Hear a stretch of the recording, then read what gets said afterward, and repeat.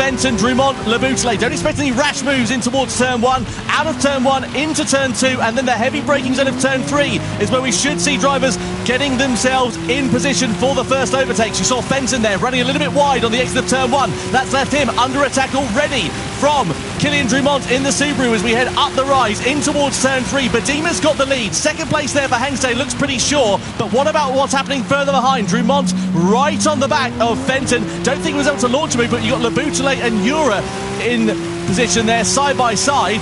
Fifth place for Laboutelet as he drags alongside and then past the Mazda and up through into fifth place. Irene Darucha in the background in the Chevrolet going around the outside perhaps of Paul Jura, and Mazda who's looking to the inside of Laboutelet. Cars getting very close contact there between Hengste and Badima at the head of the field. Estevez there having an awful time, I think, spinning down at the T4 there at the back of the pack, so bad to worse for him. But meanwhile the mid-pack is everyone for themselves. Contact again, I think this time between Darucha and Drumont. These guys are fighting for their lives whilst racing each other out there. And horrible conditions to drive in these, but this really shows the talent of these drivers and it shows the strengths and weaknesses of the cars too, as Drumont just struggles to get on the throttle there out there in the Subaru. Fenton hangs on in third for now. Look at this, you can throw a blanket over these drivers, they're so close to one another from third place back. Badima meanwhile has pulled out a 1.3 second advantage over Hengste on this first lap. Then the cork in the bottle is Daniel Fenton at the moment, the Mercedes driver who we ride on board with, and we're not even at the end of the first lap. Out of the final corner we go then. Is anybody going to think about a lunge in towards turn 1? You'll be brave if you think about doing that because it could leave you under threat in towards turn 3. Drumont though decides that discretion is the better part of valour, looks for a half move up the inside but eventually ducks back into the wheel tracks of the Mercedes. He's trying to line it up on the exit of turn 1 and into that braking zone of turn 3. Yeah, that AMG is just a roadblock right now. No one can find a way around on board now with Paul Jura in that Mazda.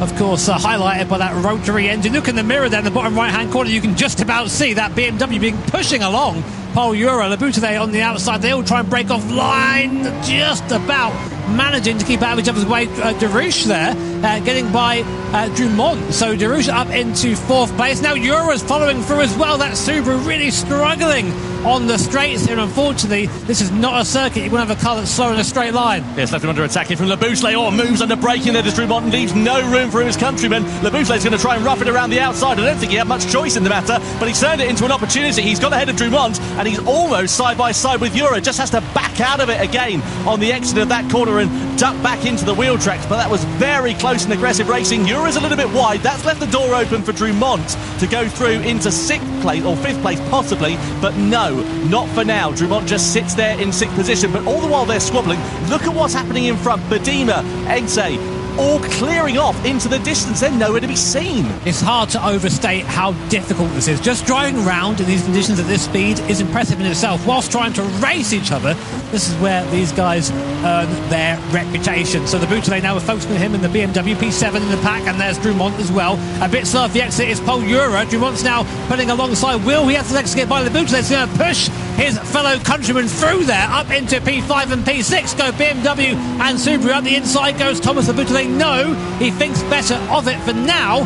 Still holding the place, but no, Paul Jura hanging on the outside somehow in that Mazda. Has to back out of it finally, but that was great to working together there by Laboutelet and Drumont, but maybe the stewards will have a look at that. It's allowed Serrano an opportunity to go through up into seventh place there, so Jura has just lost out a little bit whilst they were going side by side into that braking zone of turn 3. I tell you what, I wince every time we go into there because it just takes one locked brake, and these drivers don't run ABS, so one snatch brake and you're going straight off to the scene of the crash. I'm waiting for that one guy to just come flying across the inside of the picture there, out of control, wiping somebody out. Hopefully it won't happen, but of course it can happen. So still here on to lap 3 there. Badima and Hengste, they're really not separated by much. Very, very quick in these wet conditions are the Ferrari and the Hengste. 3.5 seconds back is Fenton. So these guys seemingly the ones to beat at the moment. Lap times in the high 138s for the two leaders. We expect the crossover time, by the way, to go on to intermediate times, about 137 there and thereabouts. You can see Badima with that big old slide in that Ferrari 458 as he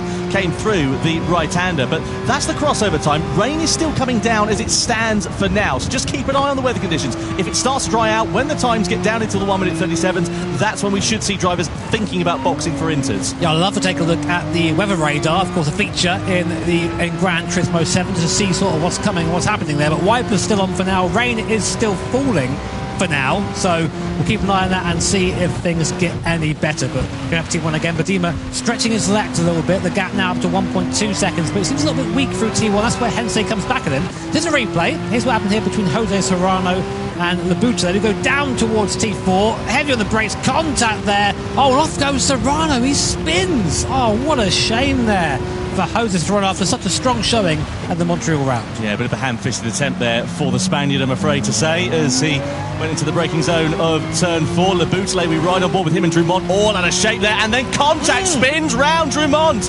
Oh, Killian, what on earth is going on with your 2024 season? He made a mistake in the Nations Cup, if you remember, back in Montreal, and it goes from bad to worse for him. He must have walked under a stepladder or, I don't know, something along the lines of that, you know, seen a black cat or something today, because it's just not working out at all. I love to see a replay of that, but I think Labuta there was quite heavily involved in that incident there, but we'll comment on that when we see more.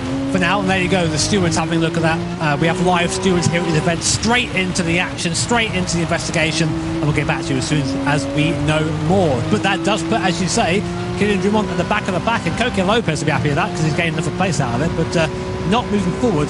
Someone who is moving forward is Estevez for Honda, up to P7 right now after starting from the back of the grid. So great racing so far for Estevez. Can he continue? We have a look at the weather radar in our commentary box, and there's a little bit of a break in the weather we can see coming along the way in a few moments' time. So if that does start to ease off ever so slightly, we'll keep an eye on things and see what happens. There is Nico Romero driving for Genesis. As I mentioned earlier on, Genesis podium for them in the World Finals at the back end of 2023 in Barcelona. Can they repeat that feat over the course of this year? Just to remind you, as we now see the weather radar, you can see there heavy rain at the moment, but it is going to start to break a little bit later on in this one. So if that does happen, or when that does happen, I should say, then we'll see drivers changing their strategy and thinking on the fly. I love that we have that in the game. In real life, the weather radar is something you just don't like looking at, especially if you're in the Nürburgring. But anyway, here is a replay of what happened between Drummond and Labuta. So we're coming down to T4 there. A bit of contact on the way in. Is there something? No, he loses it on his own. No, he doesn't. He almost does.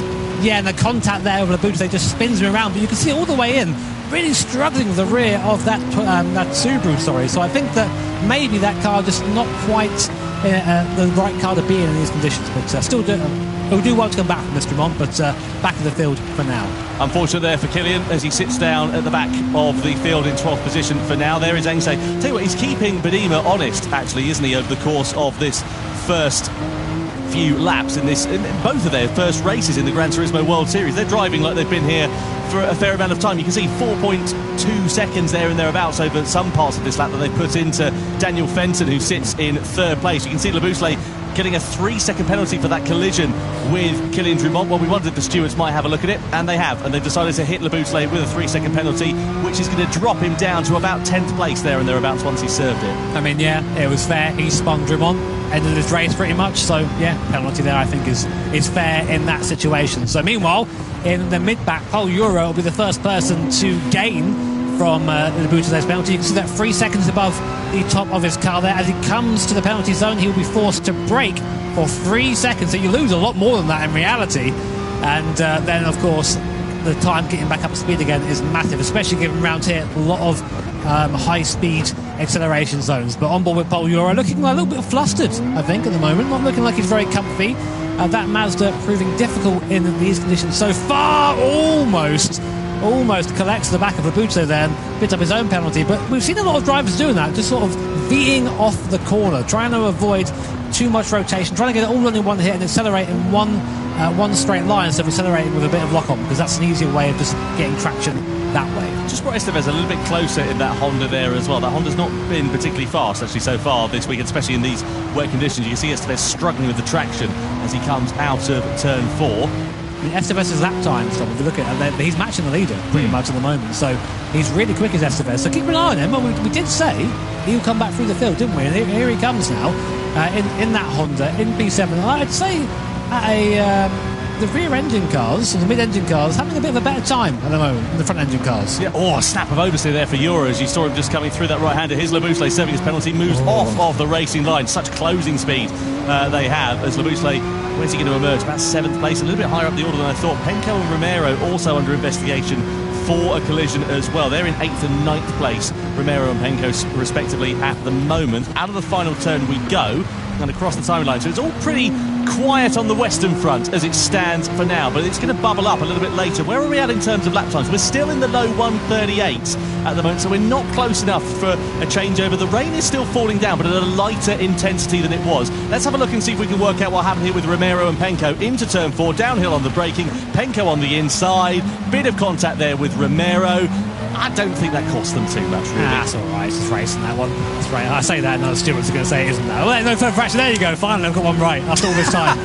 It's taken 8 years, however long it's been. Oh, Lopez there, forgetting that it's the pedal on the left that slows you down, or you've got a clutch, I guess, but slows you down too. And back down to 12th place. He goes behind Kylian Drumont. Coque Lopez is struggling big time in that Lexus. Yeah, I wonder if he's going to try and launch an attack immediately on Kylian Drumont and get himself ahead. Down into the braking zone we go. Closes right up on the back of the Subaru, and it's just not working out at all here for Coque Lopez. He doesn't look comfortable. Look at the way he's driving. Look at his driving position as well. He looks tense in his shoulders, doesn't he? You can see him fighting the car, scrabbling for grip and trying to find performance that just doesn't seem to be there for the Spaniards. Yeah, it's important in wet conditions to sort of let the car move a little bit. If you're trying to put in these really big aggressive inputs, that's when the car has the biggest issue. It looks like he's sliding through this midsection here, so we have to hope for Coque's sake anyway that the weather does lighten up a little bit. Again, our weather radar suggesting that the rain's still coming down pretty decently at the moment, so we're a long way left in this race. Lap 8 of 28 as Badima comes across to start lap 8, and here is a replay there of Coque Lopez. So this is going to be quite scary on board if you're Coque Lopez.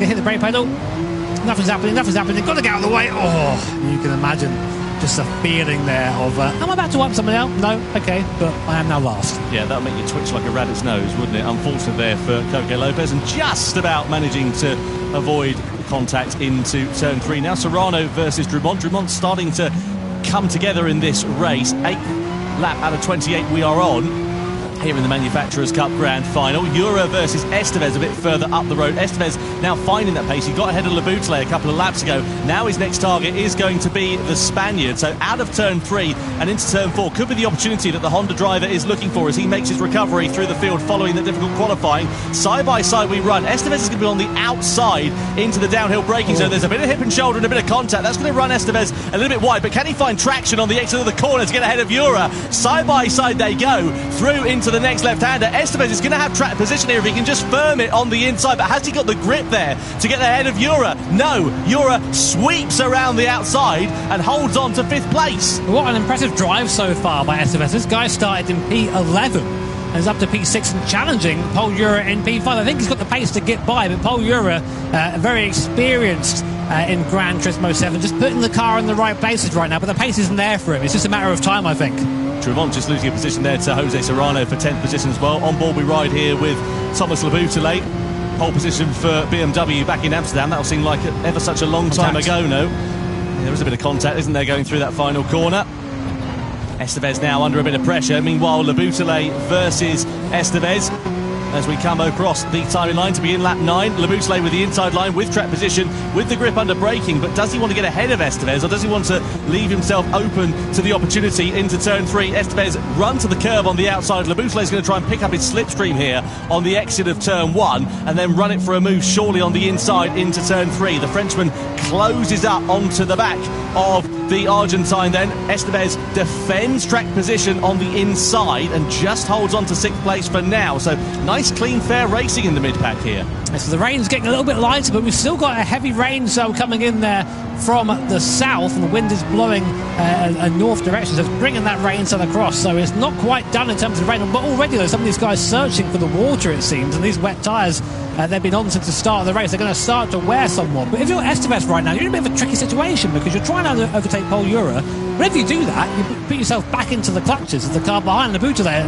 And we've seen him, he's elbows out all the way as Laboutelet in this race. So definitely one to watch out for. But Estevez needs to try and focus and try and put a car between him and that BMW behind. You've got to be careful as well. You don't want to squabble too much, because look who's going to clear off into the distance. Paul Jura doesn't need a second invitation to build a bit more of a gap over those two drivers, and Estevez there wide on the exit. That could leave him under threat from Laboutelet. Maybe not into these last couple of corners, but perhaps across the timing line and into turn 1 again. I was going to say, speaking of drilling off into the distance, the leaders now are 5 seconds ahead of the rest as the Beaujolais dives up the inside of the last corner. Not usually a place to see an overtake there. Up into 6th place goes the Beaujolais. So that was a nice move there. But these guys have been sort of bashing and crashing into each other a little bit. So we'll see if the stewards have got anything to say about any of the racing. To me, it's all fair racing right now. Great move by the Beaujolais. But now the question is, can he make up the time to Paul Ura in front? The gap now about 1.8 seconds, just about out of the slipstream range. It's going to have to be all power from that BMW, which we know has got plenty of as it bears down on the Mazda in front. But yeah, Medema and Hensei, first and second, 6.5 seconds ahead of Benton for Mercedes in third. So it's looking good for Ferrari and Porsche right now. Well, hugely impressive as well for Hensei to just stick it onto the coattails of Medema, not launching any moves, not getting himself into any trouble, just keeping himself there ready to try and pounce. Let's have a look here. Estevez, he just ran a little bit deep, didn't he? And then Le Beaujolais said, thanks very much. There's a tiny bit of contact out of that penultimate corner, into the final turn. Le Beaujolais up the inside and through into 6th position. Didn't need a second invitation there. His next target will be trying to close up onto the back of Paul Ura for 5th position. Meanwhile, back at the front, you've got Medema and Hensei still close to one another. This has been the story of the race. It is a little bit closer than it was last time around, so I wonder if Hensei wants to just try and lead the race at this point, maybe. Might have been a mistake from Medema as well. Of course, that gap is now down to only a tenth for a second, and that Hensei makes a mistake, gets onto the silly part of the circuit, recovers it well. But that would have been a nerve-wracking moment there for Benjamin Hensei and Team Porsche. The gap back up now to 6 tenths per second, much to the delight, I'm sure, of Mohamed Medema in front in that Ferrari. But we're seeing the pace. We're seeing the pace come through now for Hensei and Team Porsche. That's going to be a wake-up call, I think, for Mohamed in front. It's okay, cool, right. This guy is quick behind me now. I need to focus. I can't be making silly mistakes and letting that gap come down again. I tell you what, I can't remember the last time we saw a driver, though, come into the Gran Turismo World Series and just perform as well as Mohamed Medema has done, and also for Benjamin Hensei as well, actually, for that matter. These two have just been parachuted into this season, and it's like they've been here for years. Yeah, they've done amazing so far, but the race is far from over. And to prove that, here are people squabbling for position in the midfield. Romero and Penko looking up the inside of that Genesis. Not going to get a good run off the corner there. Here comes Kylian Drumont in the Subaru trying to recover after a spin earlier on. But again, just hasn't quite got the legs in that thing. Any corner exit, any acceleration zone, he just goes backwards. It must be so frustrating. But that is the Manufacturers' Cup. Not all cars have the same strengths in the same places. There's Drumont, big dive up the inside. Penko there also having contact with Romero in the Genesis, and there's still contact, nearly spinning out. Penko is Drumont. They all seem to somehow get out of the corner, but that was a bit of a mess down there. That's the thing, is when these cars are driving on the limit, as they are in these conditions, you could push them round with your little finger, basically. They are just on the ragged edge of adhesion. You can see Penko is now lost out here to Jose Serrano, who's having something of an anonymous race, it must be said, in that Toyota. Let's have a look at the lap times. Where are we at in terms of that? The weather, it's still in the sort of mid-138s. Nothing really to write home about. Certainly not change over to intermediates time for the drivers, despite the fact the rain has definitely decreased in intensity. So we'll keep an eye on that over the next few laps or so and see how this circuit develops, whether the pace does start to pick up. There'll be a couple of drivers out there really hoping for that penalty, and the Beaujolais given another 1 second penalty. Do you reckon that was for that little bump into the last corner? Because that would have unsettled Estevez, and basically you refer to it as a bump and run, which if you're driving a stock car is great. Here, not so much. So that may be for that. We'll come back to you when we can confirm that entirely. But another penalty for the Beaujolais, costing himself here a good result. Yeah, he's been in the water a little bit over the course of this race, hasn't he? Let's be completely fair. We're still not quite at the halfway stage of this first race. There's plenty of action left to come. You can see Nico Romero there, just up ahead of Kylian Drumont. 8th, 9th, 10th then for Romero, Drumont and Serrano as it stands for now. The Beaujolais, though, with that 1 second penalty, that's going to drop him close to the likes of Estevez and Romero, so they may fall into the distance of that, because it's not only the 1 second that you lose from the penalty, it's also the fact that you've got to get yourself back up to the same racing speed as the rest of the drivers. You can see he's right on the back, though, of Paul Ura as we head through this middle sector of the lap. Ura doesn't want Le Beaujolais to try and get himself involved in the action, because that's going to cost him time. You can see there, cue the Jaws music, Estevez, Romero and Drumont all not far away from this. Meanwhile, Mears over there signing autographs casually, but here we go then. Penalty being applied to Le Beaujolais in that BMW right now. Can Estevez make the most of it? It's going to have the overspeed a lot quicker, right onto the back of that BMW, but not quite close enough to make the move at that point. And I tell you what, Estevez will be ruined that. He really wants to get by Leboutillet. He had that pace, but actually saying that, since Leboutillet got past, he did manage to open up a little bit of a gap. So maybe the charge starting to wane a little bit there for Estevez in the Honda. So across the timeline we go. Badima, Engsay and Fenton still your top three as it stands for now. Nose-to-tail racing here though in this mid-pack of this one. Keen to see what is going to happen here. You can see Drumont now on the recovery with Nico Romero just up at the sharp end of the field. You can see them also on the left-hand side of your screen. Drumont up at the top, Romero down at the bottom. Reverse of those in positions on the track at the moment as we go through the left-hander kick. This is turn 2 technically, and then this braking zone just after this is into turn 3, and we've seen a few drivers making a bit of a meal of it, it has to be said. You can see Romero there really slow actually on the apex of the corner, allows Drumont to close right up onto the back of him. Interesting strategy there for Drumont, taking a high gear and just nailing it out of the corner and hoping for the best. Maybe better than trying to play with the throttle and having that wheel spin moment that we've seen so many times from these guys coming out for slow corners. As we come through again now down to T4, and still rain coming down for these guys at the moment, so still having to deal with this, still having to deal with the conditions there, as Badima has actually just about spread the gap a little bit to Hensei up in the lead. You can see there are live audience there enjoying the racing as of now. Manufacturers Cup now, Nations Cup a little bit later on today, so lots of racing for you Gran Turismo fans at home watching. And there is our weather radar, and after I think this one the last cell of heavier rain, I think it looks like we're starting to clear up a little bit, so we will see. Of course the weather is moving all the time, dynamic weather conditions here in GT7, so lots of the possibilities still to come. And speaking of those possibilities, Jimmy, for the likes of the Leboutillet, Estevez, who are a little bit further down the order, do you think they'll be a little bit more inclined to take that risk? As we see Drumont now getting close onto the back of Romero, not quite going for the move. But yeah, just go back to that point, do you think that they might take a bit of a gamble? They've got less to lose. Yeah, I think so. I mean, the moment, if I was one of those guys, the moment I saw contact there, between Drumont and Romero, nothing seemed to come from it there, but just showing that braking performance of that Subaru. You see on the brakes, Drumont is a demon, but it doesn't matter. You can't do anything with it when he comes off the corner. But to finish my thought there, yeah, if you're one of these guys who may be trying to think, can I improve my race? The moment I saw my lap time coming down, I would come in for Inters straight away, maybe even one lap before. Just try and call it before everyone else does. Do a Jensen Button. Do you remember what he did in Australia 2010? He came off the intermediate tyres straight onto the slicks, went off on the next corner, and then managed to get enough heat to get those tyres working. That's a problem for later for these drivers to worry about. We are now at the halfway stage though of this race. Into turn 4 we go. Romero still in front of Drumont, as Serrano there in the background got a bit of a slip and a slide on as well. Now, we've been singing the praises of Estevez in this race, but also Ryan Darouche up 4 places from his starting position. The second best of the front engine runners to Fenton, who is, I think, just sort of found his pace now, found his groove, and is actually starting to go back towards Hensei in front ever so slowly. It actually looks like the charge of Ben Hensei in the Porsche is starting to slow down a bit as Drumont goes up the inside of Romero at the S's there. They're now side by side coming up to this last couple of corners here. Drumont on the inside, Romero on the outside, but Romero able just to drive straight back past him again. That must be so frustrating if you're Kylian Drumont. Bet. What a shame there for Drumont. He's doing nothing wrong at this moment. And look at the exit he's got out the corner, pulls alongside Romero and easily gets ahead. But is that going to leave him vulnerable into the next heavy braking zone of turn 3? Side by side they go down the start-finish straight. Romero's going to go for the long sweeping line on the corner of turn 1 and try to use the traction on the exit. Gets a bit of a slip and a slide on Drumont, pushed to the sausage curb on the outside, and again side by side they go. Romero on the inside, Drumont's on the outside, and Romero in the Genesis with greater straight line speed just powers past the Subaru.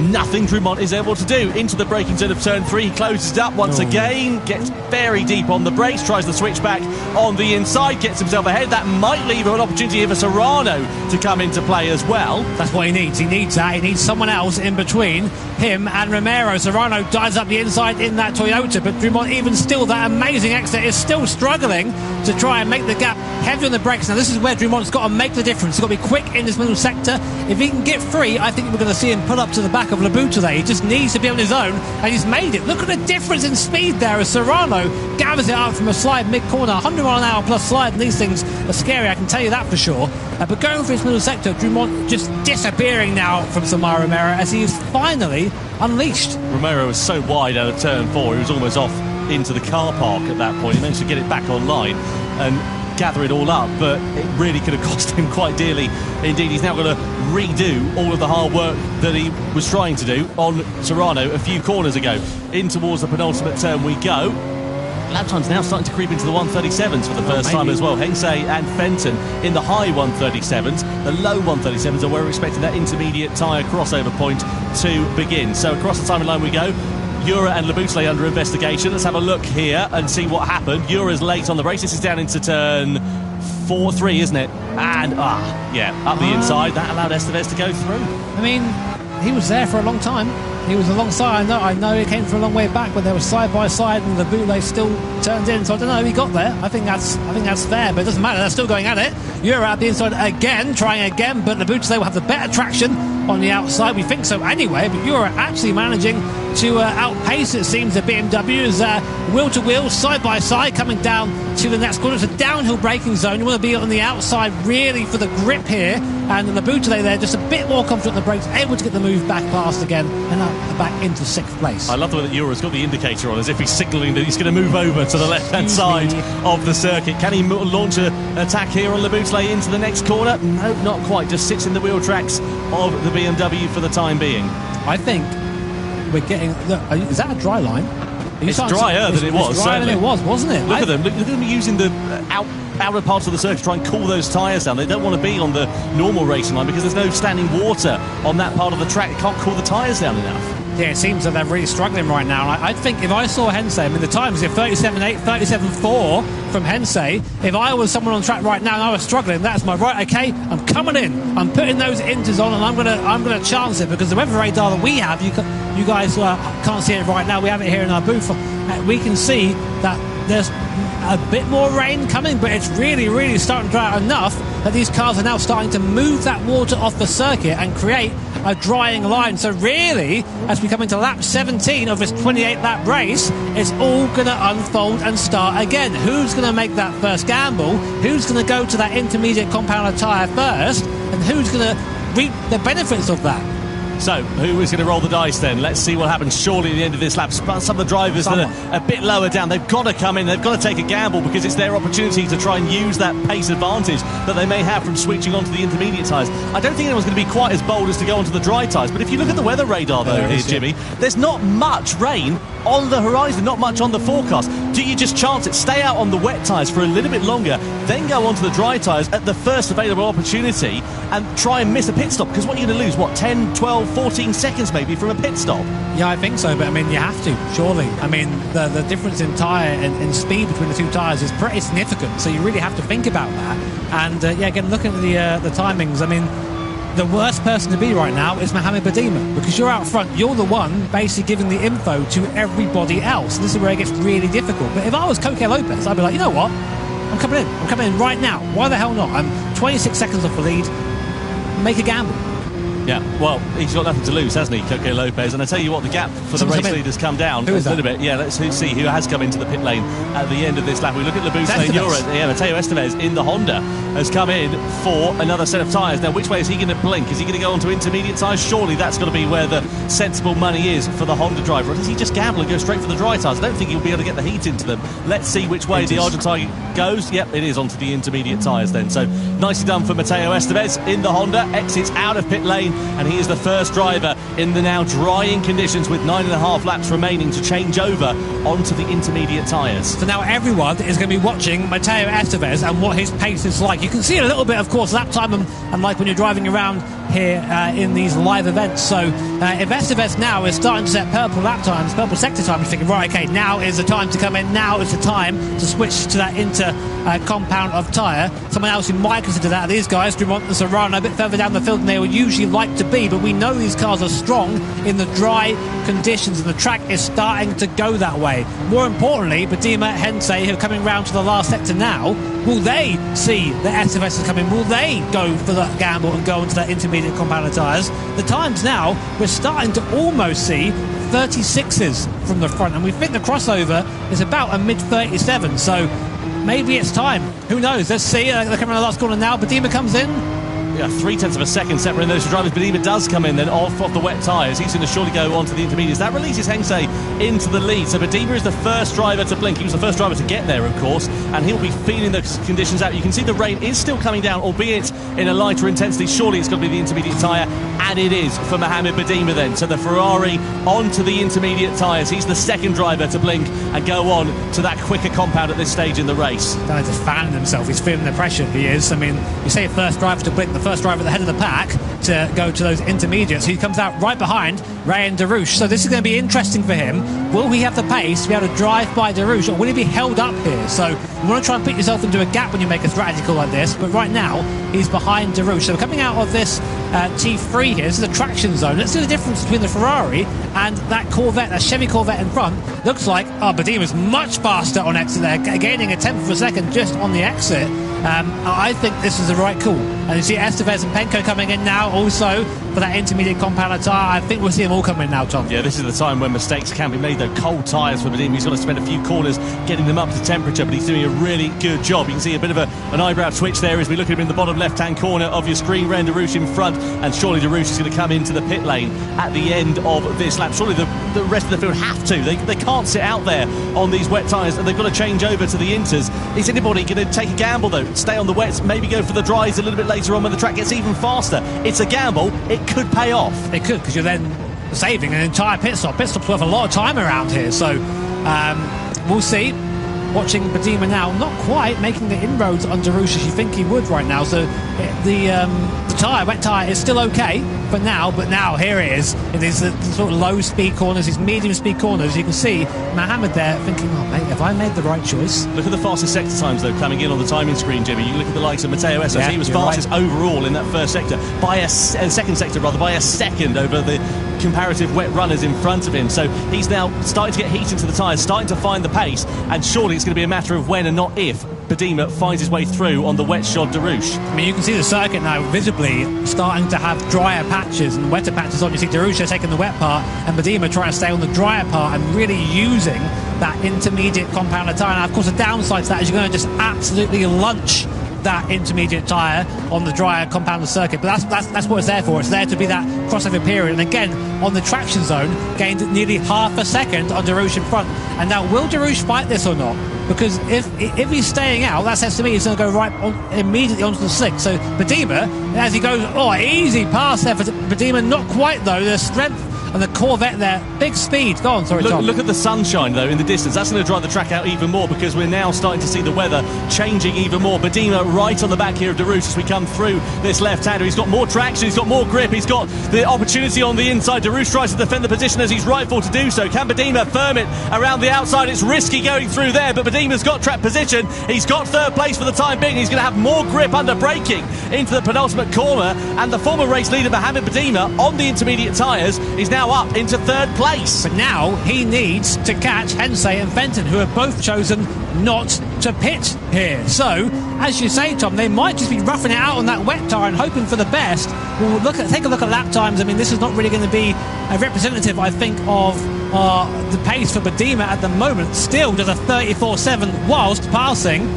Sorry, Tom? Yeah, you could say Ura and Romero also into the pit lane then. Where are they going to go, though? That's the question. Are they going to go wets onto winters? They are. I wondered if someone might just take a bit of a gamble and just go onto the dry tyres, but they're playing it safe at this stage. He does. Romero goes soft. This could be a massive decision here. Nico Romero for Team Genesis decides to play a hand. He's going for those soft tyres. So let's see how he does. We'll watch his sector times eagerly and see how he gets on. But here he is out the pit lane now. Can he get up to speed, or is it going to be just a mess? So he's going to be going straight over to that drying line. We'll see how he does, because the guys who've taken the intermediate tyres already will have to stop again and go to those softs. This could be everything for Romero and Genesis. This is bold from Romero and for Genesis, but they've got nothing to lose. They weren't really featuring in the podium battle, and this could be an absolute masterstroke if the rain isn't going to come down. You can see the sunshine now bathing this circuit, and the dry line getting even more prominent. And of course, the likes of Badima, he might have to firm it out on the intermediate tyres and move over to the wet parts of the track, so it could go from being an advantage for a few laps into a disadvantage depending on what Romero does. But I tell you what, he is a brave man to go out there, take a gamble, quite like this. We've got to keep a very close eye on the lap times. You can see, though, now a very prominent difference between the wets and the intermediates. Benton and Badima, 0.7 of a second quicker for the Ferrari compared to the Mercedes in second and third. I don't think it's enough, though, Tom. I don't think it's enough at this stage. Romero, so this, look at his second sector, is comparable to those on the wet tyres. A little bit faster, actually. The intermediate tyre, definitely the fastest tyre right now, but will it be Darush as well, opting to come in for that soft? The Boutelet in, Serrano in, Coca Lopez in. Are they all going to go for that soft compounded tyre? Did Mohamed Badima blink a little bit too early? Well, we'll see what happens here as Darush crawls his way out of the pit lane. He's going to have to be very careful off the racing line to not spin up those slick tyres and try and get some heat into them. Moves over to the drying line. That's going to leave him under attack here from Jura. So Darush now behind the intermediate shod Estevez. Now this will be a real test because Darush has had good pace. He's on the soft tyre. The two drivers sandwiching him at the moment, both on the intermediates. You'll expect Jura to be quicker. Look how much more grip he's got under braking, especially into turn 3. And out of this corner as Darush tries to get those softs up to operating temperature. Jura here is on the inside. Darush, I'm sure, is going to be a little bit defenceless at this stage, but he's not taking it lying down into the braking zone of turn 4. Has Jura got more grip under braking? He certainly has. He dives to the inside in the Mazda. Darush has got no answer for him at the moment, but there's still a few laps left. There's still 5.5 laps for this to come the way of Darush and Le Boutelet and the likes of Romero, Serrano and Lopez, all of whom have gone onto the dry tyres. Isn't this crazy? We have every compound tyre currently in the car. Hensei finally opting to pit in. He'll go surely to the soft tyre. There's no other option at this point for him. The track is still dry, nothing on the weather radar coming in. Fenton opting to stay out again. This is going to promote Badima back up into soft there for Hensei. So this is going to be a crazy finish. We're going to have to check the gaps once we get them go through the sectors. But right now, Badima 1.7 off the lead. Hensei back out on that soft compounded tyre. Where does he come out? Kylian Drummond, who's not pitted, is still in P4 at the moment, just behind this battle. And the gap is about 10 seconds between Fenton, the leading car, and Hensei, who's just come out of the pit on the softs. So 5 laps left of this race. This is going to be the longest 5 laps of Badima's life. He has got to drive so carefully to keep those intermediate tyres in the right operating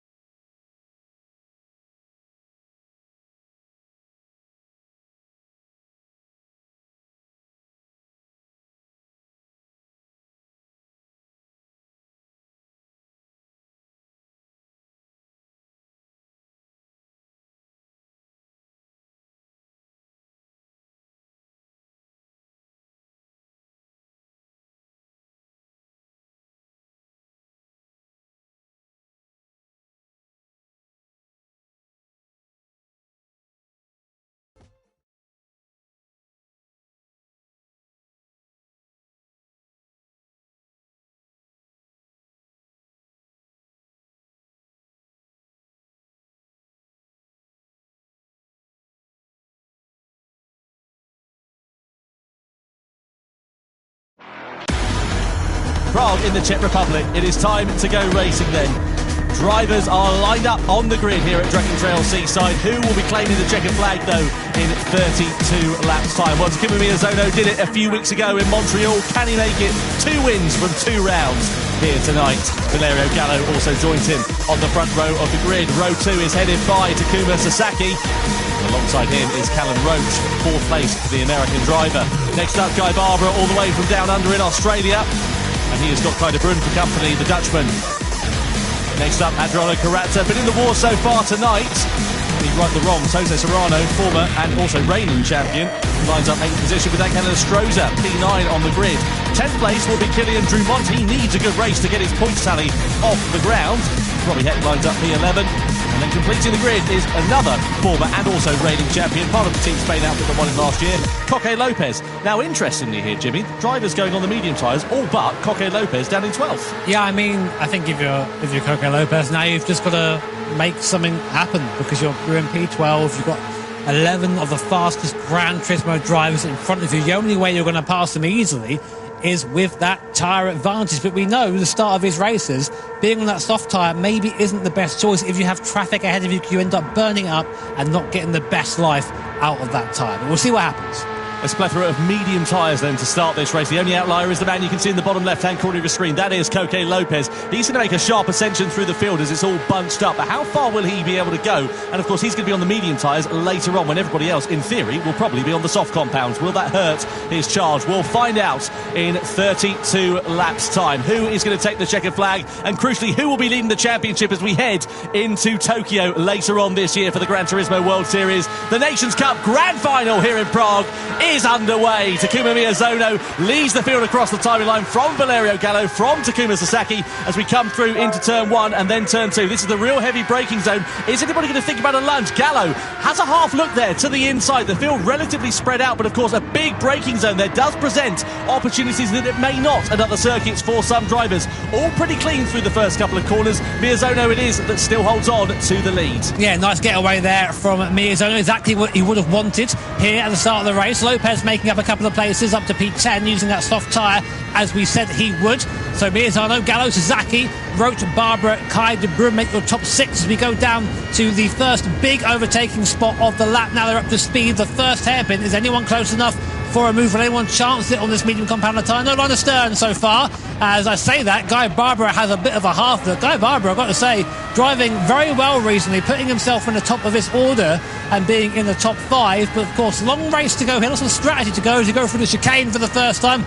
Makes you wince every time going through this. So close to the walls that Guy Barbara moves up into 4th place past Callum Roach. Yeah, I think Roach made a mistake. That's put him under pressure from Kai de Bruyne. Also, de Bruyne moving up a couple of places then. So Serrano and Inestrosa under investigation for a collision on this opening lap. Meanwhile, Coque Lopez going up the field like a rat through a drain pipe as he goes up into 8th position. We ride on board here with Barbara. Slight lift on the throttle there as we head through this fast right-hander. Sasaki trying to challenge Miyazono, looking for the outside line there. The top 2 going defensive. Sasaki, it is. Oh, big wiggle on the wobble as Gallo runs wide, Miyazono goes through, and now Sasaki, it's all kicking off in the mid-pack here. We go through into the right-hander, Miyazono it is that leads, Gallo in 2nd, and now Rhodes back up into 3rd place with Sasaki, de Bruyne and Carazza all in tow. The thing is, all these guys fighting on that medium compound tyre, this is basically for position. There's no tyre deficit, it's just a straight race at this point.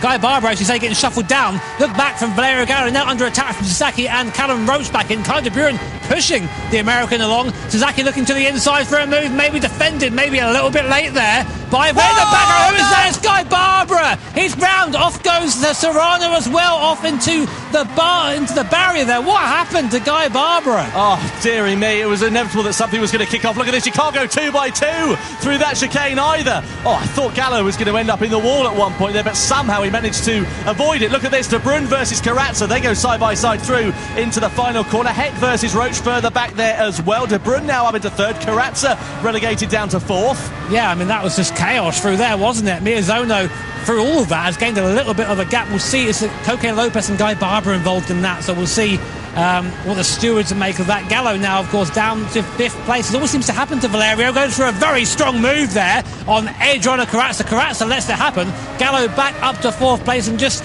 blocking a little bit on exit there. Nice to see that. Bit slow on the throttle. Halt the charge of Corazza behind, looking for the switchback. Heck, though, looking up the inside as well. What a drive from Robbie Heck so far. Up to P5 is the American. Audacious lunge through into the right-hander there. Oh, Heck goes round! Contact there with Adriano Corazza, I think it was. And Heck, well, we were just singing his praises. The commentator's curse, sadly, is alive and well. And Robbie right down to the bottom of the pile there and thereabouts into 10th position. Now here's Kai de Bruyne on the back of Takuma Sasaki. So it's a Japanese 1-2 with Miyazono heading his compatriot. Through that right-handed hairpin we go into the chicane. It's all kicking off further behind. This will be music to the ears of Coque Lopez. Now, what happened here with Guy Barbara and Lopez? Into the braking zone we go. Barbara there on the left-hand side. Oh, he moved over. And Lopez nowhere to go. Not Lopez's fault at all. He wasn't looking in his mirrors, was he? He was going for the move from the car in front, and there you go. Yeah, I mean, that's an easy slam dunk penalty there. But meanwhile, Kai de Bruyne up to 2nd place. Now, I spoke to the Dutchman before we started this show tonight, and he was saying that I love this car. This is my car, this is my track, and he's up 4 positions from his qualifying slot, and now looking to chase down Takuma Miyazono. Is someone looking to challenge Takuma Miyazono? Kai de Bruyne, relative newcomer to the Gran Turismo World Series, still had a few events as was doing, and Coque Lopez, of course, also worth mentioning with that soft tyre, has come up from the back of the grid up to P4, but of course we'll have to go on to a slower tyre a bit later on. But a good charge so far from the Spaniard. Is this indicative of what's to come? Well, Coque Lopez making hay whilst the sun shines. He needs to do that. He needs to try and now build out a gap. He needs to stop fighting with Gallo, Roach, etc. All who are very close behind. You can see Gallo there going for the defensive line with Roach looking to the outside. That may present an opportunity for him, and also maybe for Inestrosa and Corazza, who are not too far adrift. But now Lopez needs to build out that buffer, close down the deficit to the top 3, and give himself a fighting chance of making the alternate strategy on the softer, faster compound of tyre to work. Look in the background, we're 3 abreast almost as we head into that final corner. Boys, calm down. You have so long left there, and so that Roach has just lost a few places. I think maybe biffed wide. Inestrosa has a good run there. Meanwhile, Miyazono and Sasaki are now fighting over 2nd place. Kai de Bruyne, what an amazing race he's had so far. He's just got some level of knowledge, and now Miyazono is starting to push back. He's starting to respond. I say that. He goes off onto the curb there, loses a bit of time. Commentator's curse is alive and well today, Tom, isn't it? It certainly is, yeah. That's the second time that you've said something. The second time that somebody's gone wrong immediately after you've mentioned it. Well, Kai de Bruyne then leading the race, 0.4 of a second the advantage. You can see the advantage that Coque Lopez, though, has got on that softer compound of tyre as we come through there. Bit of a wiggle and a slide. This is the problem, though, with these very aerodynamic cars, is that dirty air can prove to be into effect. But look at that, he's got inside line now as Coque Lopez. He's got track position. It was a late lunge to the inside, but he's always going to have more grip under braking. Lopez is now through into 3rd place. You can see there he's been racing motorbikes since he was 5 years old, so he's not a stranger to throwing his way into danger, and especially through that chicane. You can see that he's very committed indeed, and surely the race lead is a matter of when and not if for the Spaniards. He was at the back of Sasaki there, who's so committed on that dive. But now watch this, look at this extra traction that soft tyre affords. We reckon it's about 0.2 of a lap faster around here than the medium, but I think actually, if anything, it's a bit faster than that, maybe 0.4, 0.5 of a second, as Coque Lopez now bears down on Sasaki in front. Kai de Bruyne, of course, leading this race on board. Now, great view here on board this X 2019, using those curves. See the exit there, just got bare drive off the exit on these soft tyres, lining up Sasaki. We've got the inside here. Next corner is a right-hander. No, Sasaki comes across. Will he go for the dive at the inside? He does. Strong move there from Coque Lopez, right on the curb on the inside, up into P2. Goes to Spaniard from the back of the grid. Not messing about is Coque Lopez. That was a decisive lunge to the inside at a very committed part of the track. So much more grip he's got under braking. Of course, the caveat to that is on the soft tyre, they're going to wear out faster. So he'll come into the pit sooner. He needs to get himself into the lead, try and build out a buffer to make that strategy work. The medium shod runners, their race will come to them a little bit later on. De Bruyne, though, it is that leads. Through the hairpin we go. Helicopter overhead tracking these drivers as we flick it through the chicane. 13, 14, then into 15 and 16. One mistake can cost you very dearly indeed. Lopez there closing up onto the back of De Bruyne. When's he going to think about making that move? He needs to do it pretty soon. Have we ever seen anyone come from the back and overtake the field in any of his events? I don't think we have. Even with a tyre advantage, we've never seen it before. This is an absolutely amazing drive by Coque Lopez. So he's in the wheel tracks now of Kai de Bruyne. We're looking back from that rear wing of the Dutch drivers X 2019. Here comes Coque Lopez. Will he go for a move in the T1? No, not quite close enough, but I've got a feeling now coming up to this next hair.